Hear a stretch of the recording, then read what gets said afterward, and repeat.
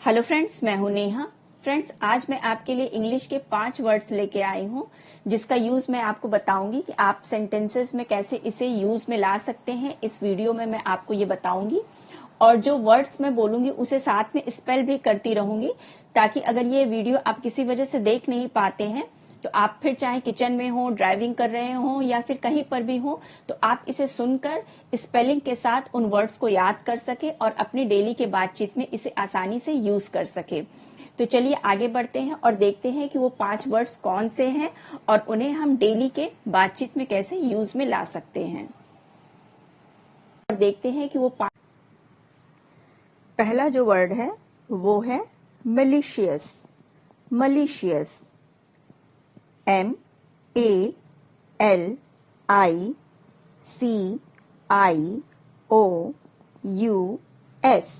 Malicious.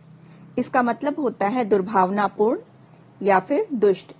किसी भी इंसान का स्वभाव में दुष्ट होना या फिर उसका दुर्भावनापूर्ण होना, उस इंसान के लिए मलिशियस वर्ड का हम यूज करते हैं। अब आइए देखते हैं आगे एक सेंटेंस कि हम इस वर्ड को कैसे यूज में ला सकते हैं। आइए देख।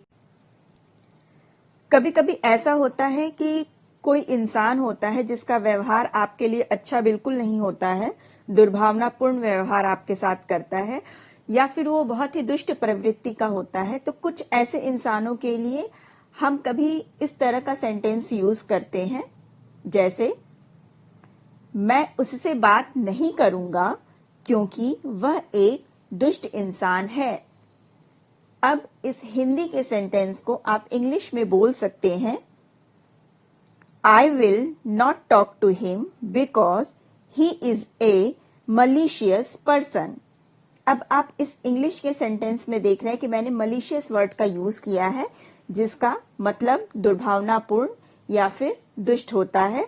और इस वर्ड का यूज करके, इस इंग्लिश के वर्ड का यूज करके आप अपने इंग्लिश को एडवांस बना सकते हैं। तो आगे से जब भी किसी इंसान के लिए दुर्भावनापूर्ण या फिर दुष्ट शब्द का यूज करना है हिंदी में, तो वहां पे आप इंग्लिश में मलिशियस वर्ड यूज कर सकते हैं। नेक्स्ट वर्ड है प्लकिट। प्लकिट, PLACATE,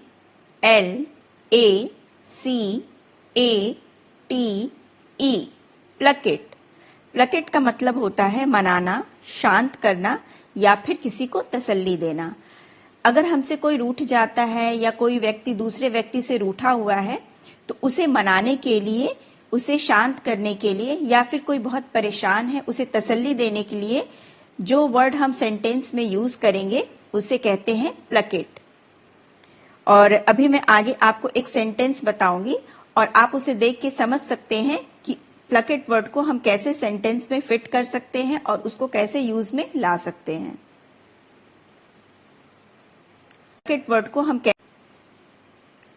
सपोज एक दोस्त है, उसकी वाइफ जो है उससे बहुत नाराज है, तो वो दोस्त अपने फ्रेंड के पास आता है और उससे पूछता है कि यार मेरी वाइफ मुझसे नाराज है, अगर तुम्हारी वाइफ तुमसे नाराज होती है तो तुम उसको कैसे मनाते हो। तो वो कुछ इस तरह का सेंटेंस यूज करेगा कि जब वह तुमसे नाराज हो जाती है या फिर जब तुम्हारी वाइफ तुमसे नाराज हो जाती है तुम उसे कैसे मनाते हो। तो इसे इंग्लिश में कह सकते हैं when she gets upset with you या फिर when your wife get upset with you, how do you placate her। आप इसे इस तरह से इस सेंटेंस को बना सकते हैं। इसमें आप देख रहे हैं कि प्लकिट का यूज मैंने किया है, जिसका मतलब ऑलरेडी मैं आपको बता चुकी हूं। इसका मतलब होता है मनाना, शांत करना या फिर किसी को तसल्ली देना। तो आगे से आप इस वर्ड का यूज अपने सेंटेंसेस में कर सकते हैं और अपने सेंटेंसेस को एडवांस बना सकते हैं। नेक्स्ट वर्ड है टीडियस। टीडियस, TEDIOUS,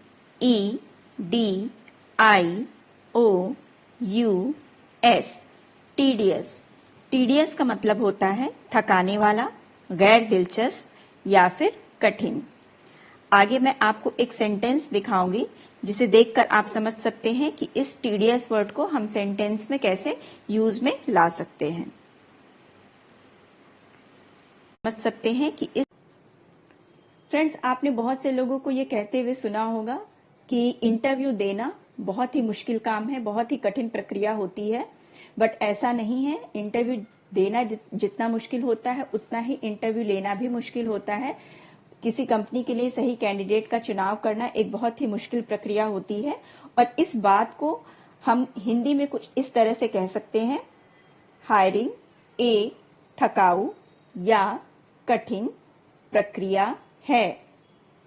इस हिंदी के सेंटेंस को आप इंग्लिश में कह सकते हैं, hiring is a tedious process. आप इस इंग्लिश के सेंटेंस में देख सकते हैं कि मैंने टीडियस का यूज किया है, जिसका मतलब मैं ऑलरेडी आपको बता चुकी हूं, थकाने वाला, कठिन या फिर गैर दिलचस्प। और इस वर्ड का यूज करके आप अपने रोज की बातचीत में आप इस वर्ड का यूज कर सकते हैं और अपने इंग्लिश को एडवांस बना सकते हैं, इम्प्रूव कर सकते हैं। नेक्स्ट वर्ड है glitch. Glitch, GLITCH,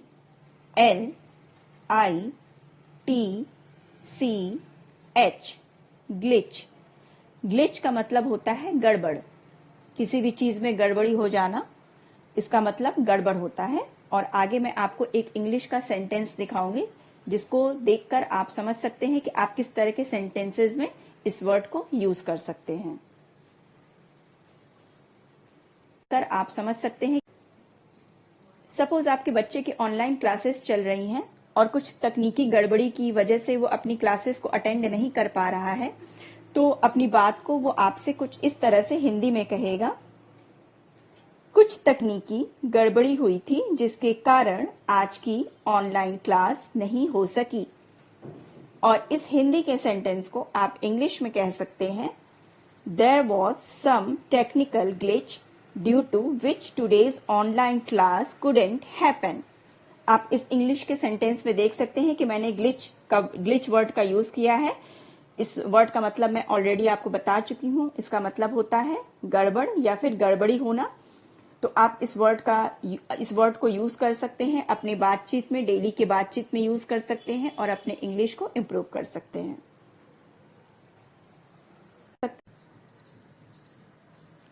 last word है इम्पेकेबल। इम्पेकेबल, IMPECCABLE,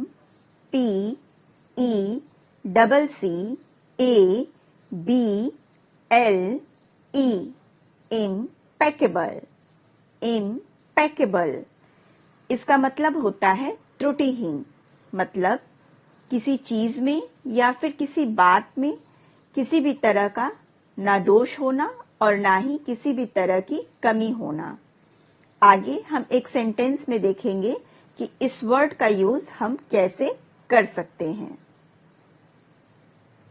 हम एक सपोज आपका कोई फ्रेंड है और उसने एक प्रेजेंटेशन अपने ऑफिस में दिया है और उसका प्रेजेंटेशन आपको बहुत पसंद आया और अब आप उसे अप्रिशिएट करना चाहते हैं, तो आप कुछ हिंदी में इस तरह से उसे अप्रिशिएट करेंगे, जैसे आज तुमने त्रुटिहीन प्रेजेंटेशन दिया है।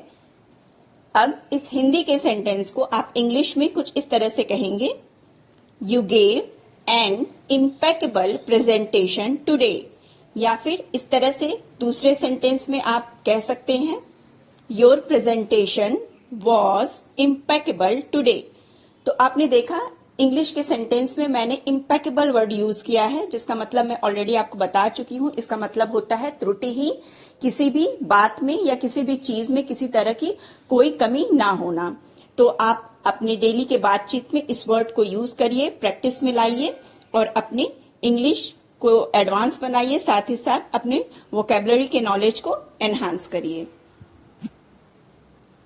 इंग्लिश को तो फ्रेंड्स, ये थे इंग्लिश के 5 वर्ड्स जिसका यूज मैंने आपको सेंटेंसेस में करके दिखाया कि आप इसे कैसे यूज में ला सकते हैं अपने डेली के बातचीत में। तो आप इन वर्ड्स को यूज करिए, इस वीडियो को देखिए, बार बार देखिए ताकि आपकी प्रैक्टिस हो सके और आपको ये वर्ड्स अच्छे से याद हो सके, आपकी इंग्लिश एडवांस हो सके और साथ ही साथ वोकैबुलरी स्ट्रांग हो सके।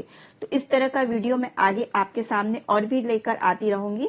आई होप आपको आज का ये मेरा वीडियो पसंद आया होगा। तो प्लीज मेरे वीडियो को लाइक करें, शेयर करें, कमेंट बॉक्स में अपने कमेंट जरूर से लिखें। साथ ही साथ मेरे चैनल को भी सब्सक्राइब करें बेल आइकन के साथ, ताकि जब भी मैं अपने नए वीडियो के साथ आऊं तो उसका नोटिफिकेशन आपको मिले।